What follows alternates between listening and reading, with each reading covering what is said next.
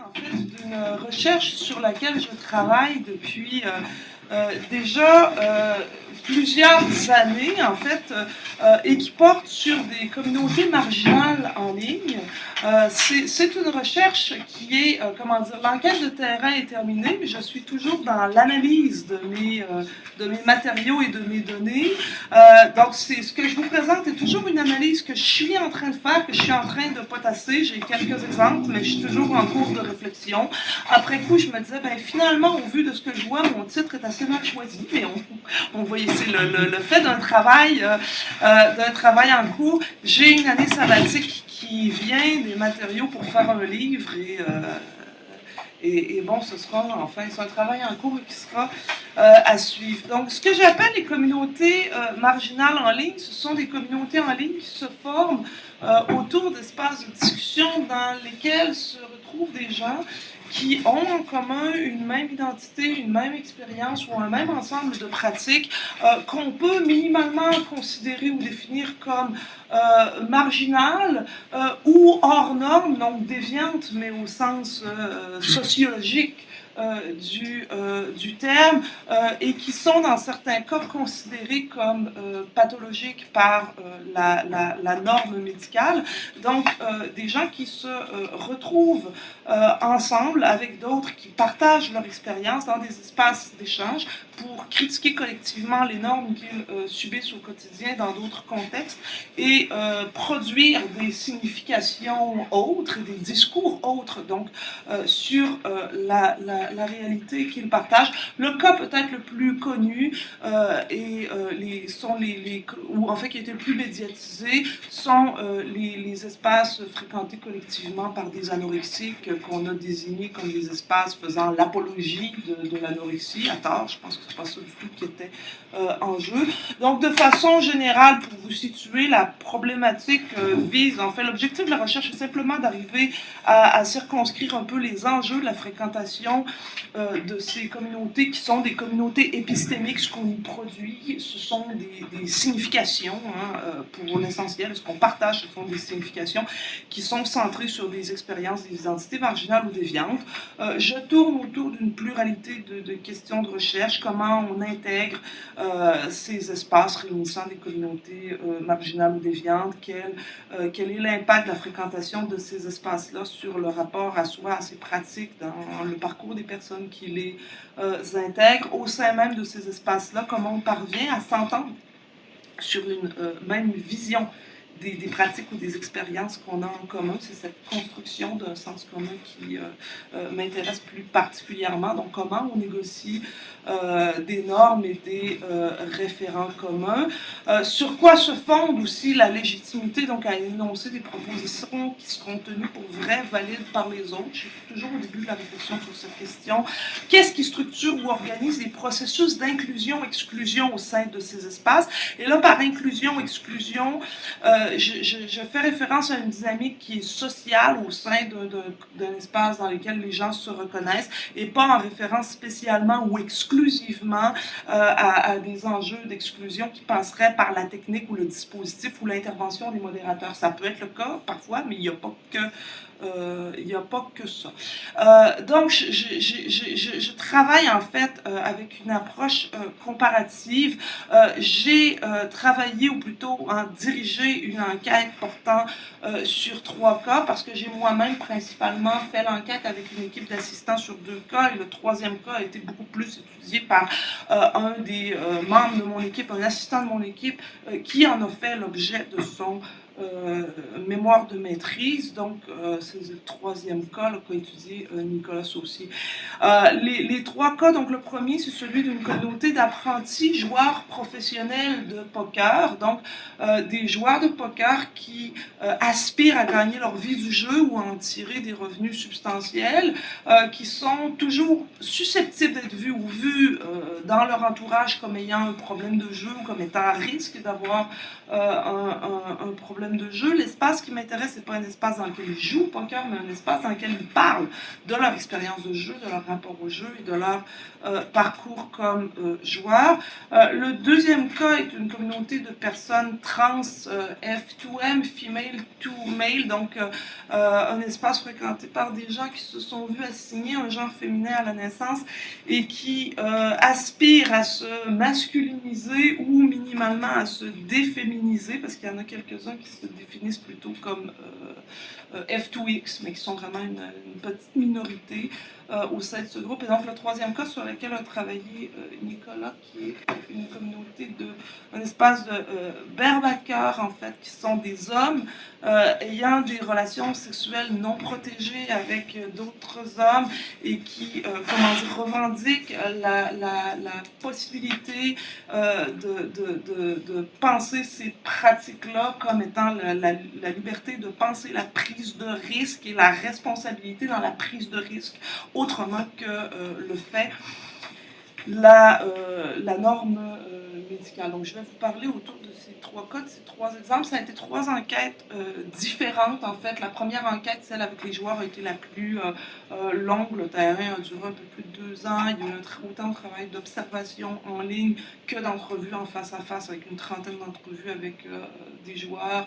La communauté trans, le travail s'est fait principalement en ligne avec une analyse de contenu, un travail d'observation des échanges et des interventions des modérateurs, quelques entrevues, mais principalement avec les administrateurs du forum, le troisième cas, en fait, une démarche similaire. Donc, quelques constats pour aller vite autour de la question qui m'intéresse. D'abord, l'intégration de ces communautés-là, ça apparaît clairement dans le parcours de ceux qui les fréquentent comme marquant un tournant important. Les gens en parlent comme d'une révélation, en fin de compte, hein, et vraiment comme d'un tournant. Le fait que ce soit essentiellement des communautés épistémiques, on se rencontre peu ou pas, on intègre peu ou pas les autres à sa vie hors ligne, il en demeure pas moins, contrairement à ce que j'aurais pu croire a priori, que même si les échanges n'ont lieu qu'en ligne et qu'on ne partage que des significations en ligne, que c'est tout à fait vécu comme quelque chose de déterminant dans les parcours. Au plan du contenu des échanges, en fait, ce qui fait l'ordinaire quotidien de ces espaces-là, c'est la constante réaffirmation, mais aussi négociation, mais réaffirmation hein, du credo qu'on partage collectivement, de la vision des choses qu'on partage ensemble. Et ça, en fin de compte, pour une raison assez simple, et qu'il y a toujours des nouveaux qui passent dans ces espaces, qui arrivent, qui sont ignorants de la vision des choses qu'on a constituées, qui formulent des questions naïves et parfois un peu dérangeantes. Je vais y revenir. La vision des choses des nouveaux qui arrivent, elle n'est jamais parfaitement superposable à celle qu'on a collectivement élaborée et qu'on partage. Il faut les instruire de ce sur quoi l'on s'entend, les socialiser à la vision commune, à ce qu'on considère dans ces communautés comme sain, sensé, normal, acceptable, intelligible. Et donc, en fait, les processus d'inclusion ou d'exclusion sont évidemment étroitement liés à l'acceptation de ces normes, de cette vision des choses qu'on partage. Ceux qu'on veut exclure, en fait, il y a deux cas de figure. Il y a à un bout du spectre, il y a ceux qu'on désigne comme des trolls qui viennent nous provoquer, nous traiter de malades, qui adhèrent pas du tout, qui sont absolument pas prêts à adhérer à la vision des choses qu'on partage. Mais il y a aussi, c'est l'autre cas de figure, ceux qu'on considère au sein de ces espaces comme de vrais déviants, c'est-à-dire ceux qui sont déviants en regard de la norme qu'on a collectivement élaborée ensemble. Au sein de chacune de ces communautés-là, hein, on reformule la norme, on déplace les normes qu'on subit soi-même dans d'autres contextes pour, en fin de compte, reporter sur d'autres, hein, les vraies déviances sur qui on va, auxquelles on va coller le stigmate qu'on subit soi-même ailleurs. Hein, chez les joueurs, cette figure-là, hein, du déviant qu'on exclut et sur qui on reporte le stigmate qu'ailleurs c'est soi-même qu'on subit, chez les joueurs, c'est celui qui serait un vrai gambler, en fait, qui pense qu'il joue bien alors qu'il est simplement chanceux, ou pire encore, celui qui donne à voir hein, qu'il a des croyances de l'ordre de la superstition, qui croit à la chance et qui donc forcément va finir par tout perdre. Celui-là, on l'exclut systématiquement. Chez les trans, c'est celui qu'on perçoit comme ayant réellement un problème de santé mentale, c'est-à-dire celui qui ne serait pas un trans comme nous, mais qui serait quelqu'un qui ferait une psychose hein, et qui, évidemment, devrait se faire soigner en psychiatrie là, plutôt que de faire une transition. Ou encore, il y a un autre cas de figure qui est celui de la personne qui s'appuierait sur d'autres, sur des tiers, en fait, pour définir son genre. C'est-à-dire la personne où les autres comprendraient qu'ils ont affaire à quelqu'un qui voudrait transitionner peut-être un peu pour faire plaisir à sa mère, pour faire plaisir à sa blonde, pour faire plaisir, hein, où il y aurait un tiers qui serait en jeu dans la façon dont la personne définit son identité de genre, qui finalement ne définirait pas seule et par elle-même son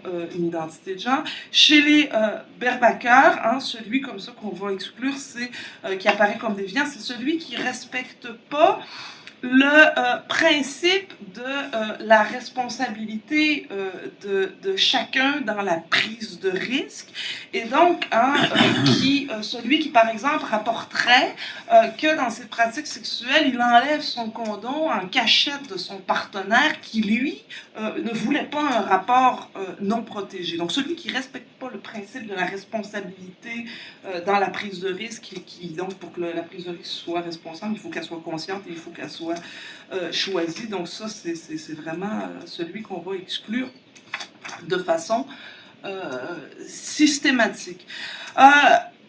Pour produire un savoir commun et une vision commune dans ces espaces, bien sûr, hein, on met en commun les expériences qu'on partage, et le point de départ de cette mise en commun des expériences, c'est toujours une critique ou une déconstruction des normes qu'on subit ailleurs. Donc on partage son expérience, mais en lien avec la façon dont on subit les normes et dont on peut les critiquer. Mais cet exercice, en fait, hein, cette critique des normes qu'on subit ailleurs, ne repose pas uniquement sur les expériences. Il est aussi courant qu'on va critiquer, remettre en cause des savoirs experts dominants à partir d'autres savoirs experts hein, qu'on place en concurrence avec les premiers, et donc et pas uniquement à partir de son, pas forcément ou seulement à partir de son expérience. Donc il n'y a pas un rejet complet de l'expertise en général, on ne fait pas valoir qu'il n'y a que l'expérience qui permettrait de savoir ou de connaître, mais un rejet du point de vue de certains experts ou de certaines catégorie d'experts. Évidemment, donc, chez les personnes trans FTM, on rejette le point de vue de la psychiatrie qui repose sur l'idée qu'il y aurait un caractère naturel à la binarité des corps, des sexes et donc des genres. Pour ça, ben, on mobilise assez systématiquement deux types d'arguments. D'abord, les savoirs anthropologiques sur le troisième sexe et sur la diversité culturelle des arrangements sexe et genre qui permettent de remettre en cause l'idée qu'il y aurait quelque chose de naturel dans la binarité des genres et des sexes et des genres. Et aussi, on fait valoir le phénomène des personnes intersexuées et la littérature sur les études sur le genre qui porte sur les personnes intersexuées pour mettre en évidence ou faire valoir le caractère arbitraire des processus d'assignation d'un genre à la naissance. chez les joueurs, on rejette, il y a un double savoir expert en fait auquel on s'oppose. Il y a d'abord la perspective des psychologues qui suggèrent ou soupçonnent que les joueurs de poker et les gens qui jouent au poker beaucoup en ligne et qui aspirent à devenir des joueurs gagnants sont tous des joueurs pathologiques, des joueurs avec des problèmes de jeu, et à celle des psys qui soutiennent que le Texas Hold'em, la variété de poker à laquelle il joue, est un jeu qui repose davantage sur le hasard que sur les habiletés ou la stratégie, dans lequel c'est le hasard qui est déterminant de l'issue du jeu. Bon, notamment les travaux de Robert Labouchard, qui est peut-être le spécialiste du jeu le plus connu internationalement sur ces questions, et qui, incidemment, était un collègue ici de l'Université Laval, qui est intervenu comme expert quand l'Auto-Québec a voulu mettre en place son offre de jeu en ligne. Donc, il y a eu une certaine visibilité. Les joueurs étaient bien au fait de ce qu'ils racontaient. Donc, les joueurs d'abord rejettent l'idée qu'ils pourraient avoir des problèmes de jeu. C'est intéressant, en fait, en s'appuyant sur les critères même du DSM par lesquels on définit le jeu pathologique, en fait, plutôt que de rejeter ces critères. Hein, on est à l'intérieur même des critères pour dire, nous, on n'a pas de problème de jeu. D'abord, ils partent du fait que leurs pratiques sont assez étroitement structurées, planifiées et balisées, notamment les moments où ils jouent, la durée des sessions de jeu, le niveau des mises auxquelles ils jouent, donc que leurs pratiques ne sont pas de l'ordre de la compulsion. Mais aussi donc autour du fait que les critères diagnostiques de jeu pathologique ou des problèmes de jeu sont centrés sur les pertes financières. Et donc, ces critères-là ne peuvent s'appliquer qu'à des joueurs qui perdent de l'argent et qui en perdraient plutôt beaucoup. Donc, un joueur qui perd pas grand-chose ou qui perd des sommes insignifiantes de l'ordre de, je sais pas, 15 ou 20 $ par semaine, mais ça peut difficilement s'appliquer à son expérience. En fait, ce que les joueurs disent, c'est que si tu prends la grille du DSM, ben, c'est les perdants qui ont des problèmes de jeu. Moi, je perds pas vraiment, fait que j'ai pas de problème de jeu. Ça me rappelle beaucoup ce que disait un ami qui disait quand on était plus jeune, en fait, les alcooliques, c'est les gens qui vont mal quand ils manquent d'alcool. Moi, je suis pas alcoolique, je m'arrange pour jamais en manquer. Hein. C'est à peu près du même ordre comme raisonnement ou comme argument. Leur expérience met vraiment en lumière, en fait, les limites de la conception du jeu pathologique qu'on trouve dans le DSM. Incidemment, moi, comme chercheur, ce qui m'apparaît clair, c'est que si on remplaçait le critère argent par un critère temps, hein, et que au lieu de se demander si les joueurs perdent trop d'argent, on se demandait s'ils perdent trop de temps, s'ils passent plus de temps que prévu à jouer au lieu de s'ils perdent plus d'argent que prévu, s'ils subissent des conséquences dans leur vie à cause du temps passé à jouer plutôt qu'à cause des sommes perdues au jeu, probablement que plusieurs apparaîtraient comme étant des joueurs à problème, mais ils ont tout à fait raison. En fait, c'est très facile pour eux d'en découdre avec le DSM parce que la plupart d'entre eux perdent pas beaucoup d'argent. En fait, par contre, ils y perdent énormément.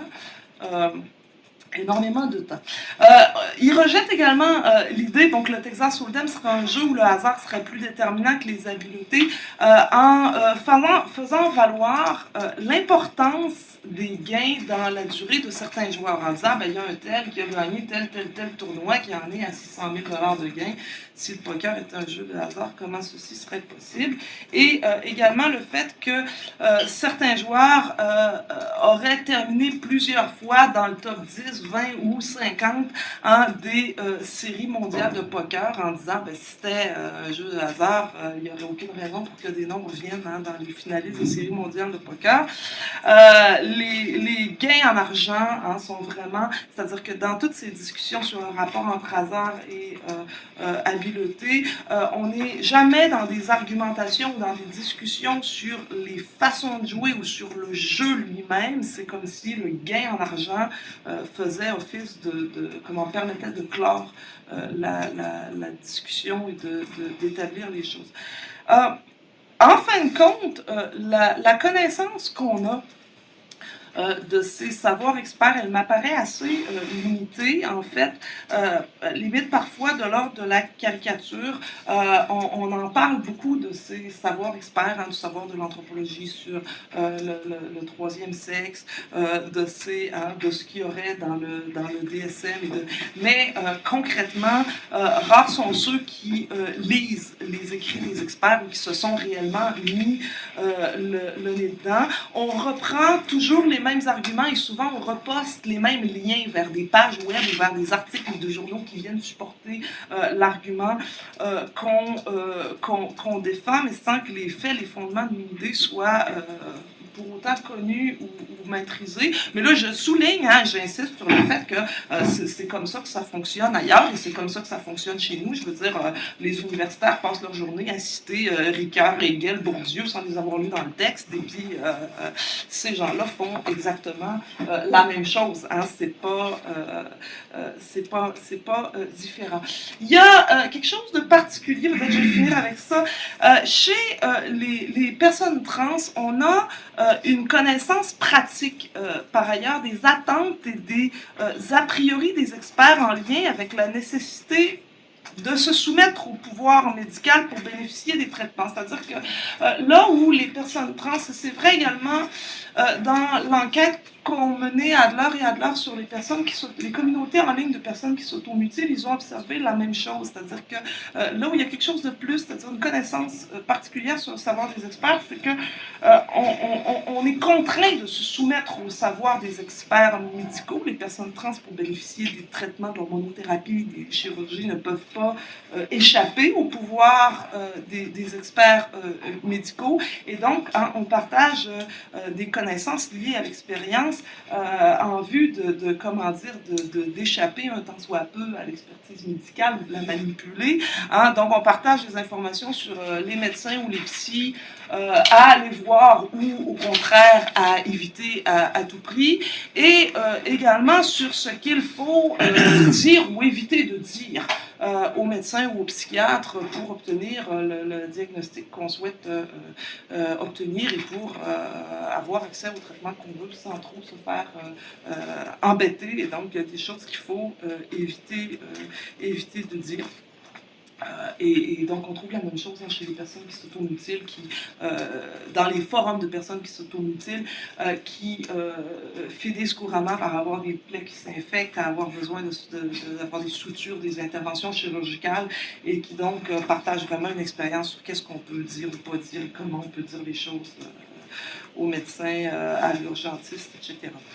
En fin de compte, les échanges sont structurés par la nécessité d'en finir avec les normes qu'on subit. Hein. Ce ne sont surtout pas des univers dans lesquels on constituerait un savoir ou un discours parallèle en ignorant totalement le savoir ou l'expertise autre sur soi, comme on pourrait imaginer un univers d'astrologues où hein, on pourrait faire totalement abstraction de ce que raconte l'astrophysique là, et faire comme si ça n'existait pas et avoir son monde commun. Donc, c'est surtout pas le cas. La vision qu'on partage est structurée donc, par cette volonté d'en découdre avec les normes qu'on subit. Je ne veux pas donc déborder sur le temps des autres, mais juste pour finir, en fait, deux mots là-dessus. Les visions des choses qu'on partage et qu'on constitue collectivement, elles ont aussi leurs angles morts, évidemment. Hein. On construit une vision des choses qui est pas inattaquable, elle non plus. Et ça se révèle dans les processus d'inclusion et d'exclusion des nouveaux venus. Je vous disais plutôt les nouveaux, parfois des questions un peu naïves et qui dérangent. Les questions des nouveaux, elles dérangent parce que parfois elles tendent à pointer hein, des angles morts de la vision qu'on partage ensemble, et de ce point de vue-là, elles sont, comment dire, elles peuvent constituer une menace hein, à la cohérence de ce monde commun. finalement, hein, pour arriver à comprendre donc, comment, dans ces univers, on constitue une vision commune qui est autre que celle des experts, ben, il m'apparaît essentiel de m'intéresser autant à la façon dont on critique le savoir des experts ou la vision des choses que charrie la norme sociale qu'on subit dans d'autres contextes, qu'à ces questions-là qui dérangent et qui choquent du point de vue de la communauté parce qu'elles révèlent les angles morts donc, de cette vision qu'on partage. Hein, ça permet en fin de compte de circonscrire un peu par les deux bouts la cohérence d'ensemble des visions qu'on partage. Donc, ben, écoutez, je m'arrête ici. Je n'ai pas terminé cette recherche. Je poursuis l'analyse. Vous aurez la suite dans un bouquin d'ici un an à peu près, si tout se passe comme je le veux. Donc, on avait